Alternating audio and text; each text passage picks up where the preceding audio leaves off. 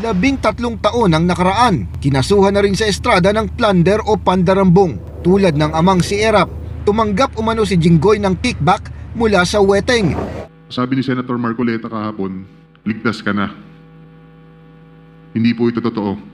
Sa dami-dami mong binanggit na pangalan na kongresista, isa lang tanong ko, Senador, meron ba? Your Honor, wala po.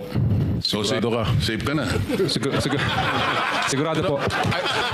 Si Senator Jinggoy po ay nagbaba ng 355 million ngayong 2025. Ang pagpasok sa politika ay para ding nag-a-apply sa trabaho. Dapat ay walang masamang record at maganda ang work experience. Kaya nga maraming hinahanap na requirements ang mga kumpanya sa kanilang aplikante. Unang-una na ang police at NBI clearance at meron pang barangay certificate na katunayang walang kinasasangkutang asunto o mga kaso ang nag-a-apply. Sa pagkuha pa lang ng NBI o police clearance, lalabas na ang katotohanan kung may kaso at ito ang basihan ng kumpanya kung tatanggapin ba o hindi ang aplikante.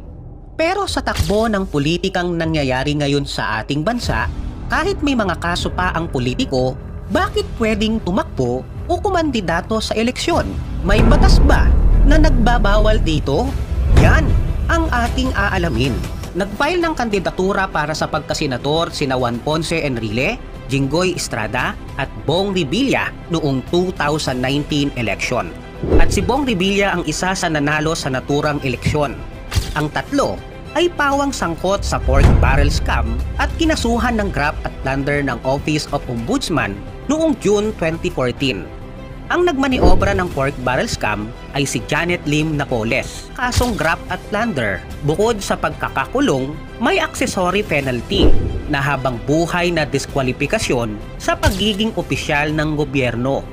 Nakapagpiyansa noong 2017 pero meron pang hinaharap na ibang kaso si Jinggoy Estrada, pero ito ay naghain ng Certificate of Candidacy o COC upang kumandidato sa eleksyon 2022 upang makabalik sa Senado. Nakalaya na rin si Enrile makaraang pagbigyan ng Supreme Court na makapagpiyansa dahil matanda na at may iniinda di umanong sakit. Ayon kay Senator Risa Hontiveros, importanteng walang sino mang uupo sa Senado na dawit sa isyu ng korupsyon o iba pang anomalya. Hirit naman ni Senator Kiko Pangilinan, kawalan ng respeto sa demokrasya ang tangkang pagbabalik ng tatlo sa Senado na may kasong graft at plunder. Pero bakit nga ba nakatatakbo sila kahit may mga kaso at ang iba ay nakakulong pa? Sabi naman ng Sandigang Bayan, hanggat hindi pa nako-convict ang defendants, hindi sila matidisqualify sa pagtakbo sa public office. Walang batas na nagbabawal sa sino mang nais tumakbo kahit pa may mga kaso sila. Malaya ang lahat na tumakbo at walang makapipigil. Hindi na kailangan ng NBI o police clearance sa pag-file ng kandidatura na dapat sana ay mayroon para mabusisi kung may kinasasangkot ang kaso. Sinabi pa mismo ng Sandigang Bayan, hindi komo may kaso ay disqualified na sila sa halalan. At kahit pa guilty na, kailangang matapos muna ang proseso ng pag-apila ng akusado para maging final at executory ang hatol. Dahil ang mga nakabinbing kaso ay hindi rason upang ma-disqualify ang mga kumakandidato. Kahit ang conviction ay hindi rin basihan, kailangan muna itong maging pinal. Hirit naman ni Enrile, hayaan na lang ang publiko ang magpasya sa balota. Sa isang pahayag, iginiit naman ni Jinggoy Estrada na biktima sila ng selective justice at inosente sila. 13 taon ang nakaraan, kinasuhan na rin sa Estrada ng plunder o pandarambong. Tulad ng amang si Erap, tumanggap umano si Jinggoy ng kickback mula sa weteng. Pero matapos makulong ng halos 2 taon, hindi napatunayan ang kaso laban kay Jinggoy. Sana makagawa tayo ng batas na magbabawal sa pagtakbo ang mga may kaso. Dapat malinis muna nila ang kanilang pangalan bago payagang makatakbo. Dahil paano mapatutunayang tapat na maglilingkod sa sambayanan kung may nakapending na kaso? State for the record who the personalities in the picture are. Yung boss ko po, si Boss Henry Alcantara, at saka po si Senador na akala po niya ligtas na siya. Sorry, you have to have proper decorum, please. Sorry. You have to state for the record the name of the person and the occasion that we are talking about. I believe, Your Honor, ito po yung birthday sa Soler na ito nga po yung parang sa 10 po ng Soler ginawa yung birthday ni Senator Jinggoy Estrada po. Again, to be very clear, who are the personalities? Please state for the record in this picture. Si Boss Henry Alcantara po, tsaka po si Senator Jinggoy Estrada po. Thank you. Next picture, please. So again, these are pictures with known personalities during the birthday of Senator Jinggoy Estrada. Is this correct? To be honest, Your Honor, I do not know when this picture was taken, but I'm just trying to show that Mr. Alcantara, Engineer Henry Alcantara, and Senator Jinggoy Estrada have met a couple of times already. And they appear, what do they appear? Do they appear close? And they appear super close, Your Honor. All right, thank you. Please proceed. Next picture, please. This picture, for the benefit of people that are looking, can you describe who had taken this picture and kindly explain the context, please?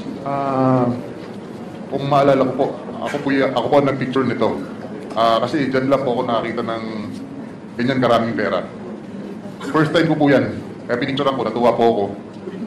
And po, that's for, inaayos po ni boss yan. Mr. Chair, sino yung taong yun na nakaprove? Can you state for the record, sino po yung napicturean na nakatayo sa harap po ng mga pera?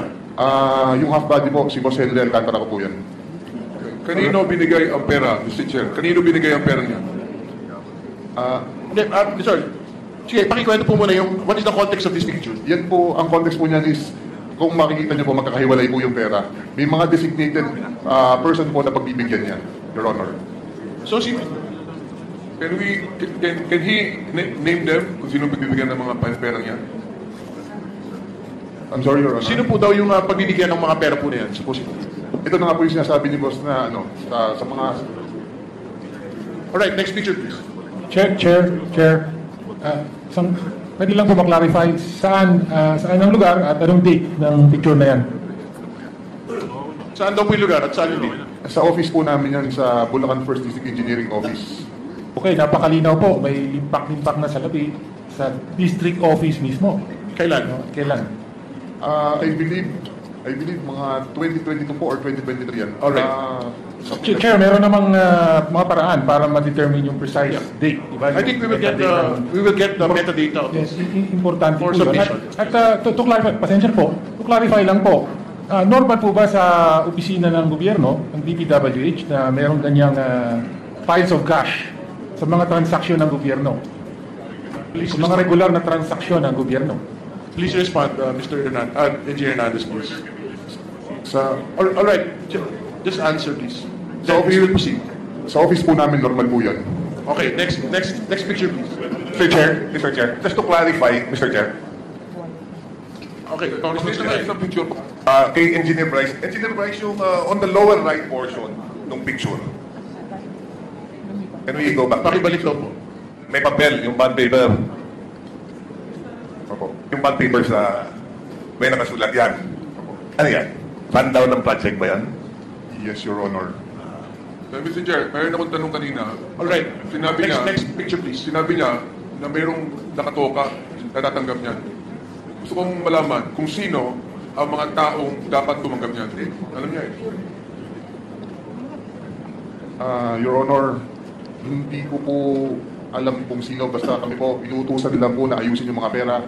Itong amount na to para sa ganito, ihanda mo dyan, may pagbibigyan niyan. Ganun na po, sinesegregate po namin yung mga pera. Yun lang po. And the rest, kagaya nga po ng sabi ko, is ang politiko or yung proponent po, si Boss Henry lang po ang kausap. Okay, next picture. Mr. Chair, para ba yan sa project? Next picture, can you explain? Mr. Chair, para ba yan sa project o sa tao? Bibigay ba yan sa tao o para sa project yan? Yes, Please respond. as far as my knowledge is concerned, ibibigay po yan sa tao. Yung nga po tinatawag na proponent, nakausap niya. For that particular picture, alam po ba natin kung sino ang pagbibigyan? To be honest, Your Honor, hindi ko po matandaan na. Kasi Alright. that's way back a couple of years ago na. Okay, this is the next picture with another set of piles of cash. Ano po yung context nitong litrato pong ito? Ito po, kung pinakita nyo yung nakita po na pinakaunang pictures na marami pong tao, this is the same exact place. So, ibig ko pong sabihin dito, sa tambayan po namin yan eh. So, yan po yung, dyan po pinaprepare yung mga pera na for delivery with regard sa mga proponent na kausap ni Boss Henry Alcantara.